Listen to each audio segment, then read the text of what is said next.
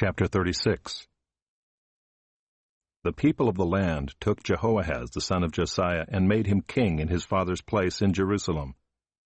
Jehoahaz was 23 years old when he began to reign, and he reigned 3 months in Jerusalem. Then the king of Egypt deposed him in Jerusalem, and laid on the land a tribute of 100 talents of silver and a talent of gold. And the king of Egypt made Eliakim his brother king over Judah and Jerusalem, and changed his name to Jehoiakim. But Necho took Jehoahaz his brother and carried him to Egypt. Jehoiakim was 25 years old when he began to reign, and he reigned 11 years in Jerusalem. He did what was evil in the sight of the Lord his God. Against him came up Nebuchadnezzar king of Babylon, and bound him in chains to take him to Babylon. Nebuchadnezzar also carried part of the vessels of the house of the Lord to Babylon, and put them in his palace in Babylon. Now the rest of the acts of Jehoiakim, and the abominations that he did, and what was found against him, behold, they are written in the book of the kings of Israel and Judah. And Jehoiakim his son reigned in his place. Jehoiakim was 18 years old when he became king, and he reigned 3 months and 10 days in Jerusalem. He did what was evil in the sight of the Lord. In the spring of the year, King Nebuchadnezzar sent and brought him to Babylon, with the precious vessels of the house of the Lord, and made his brother Zedekiah king over Judah and Jerusalem.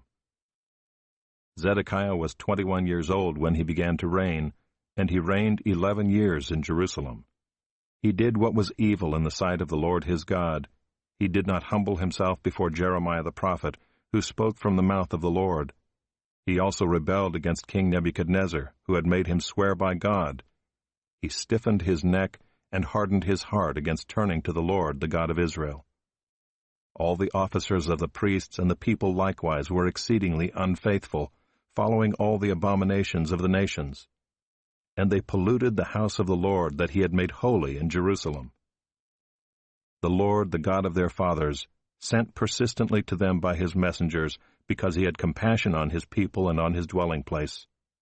But they kept mocking the messengers of God, despising his words and scoffing at his prophets, until the wrath of the Lord rose against his people, until there was no remedy. Therefore he brought up against them the king of the Chaldeans, who killed their young men with the sword in the house of their sanctuary, and had no compassion on young man or virgin, old man or aged. He gave them all into his hand. And all the vessels of the house of God, great and small, and the treasures of the house of the Lord, and the treasures of the king and of his princes, all these he brought to Babylon. And they burned the house of God, and broke down the wall of Jerusalem, and burned all its palaces with fire, and destroyed all its precious vessels.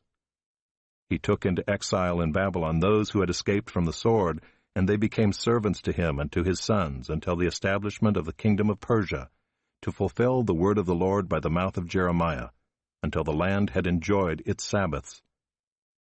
All the days that it lay desolate, it kept Sabbath, to fulfill 70 years.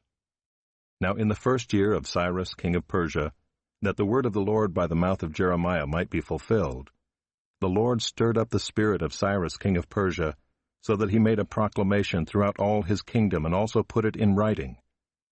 Thus says Cyrus king of Persia, The Lord, the God of heaven, has given me all the kingdoms of the earth, and he has charged me to build him a house at Jerusalem, which is in Judah. Whoever is among you of all his people, may the Lord his God be with him. Let him go up.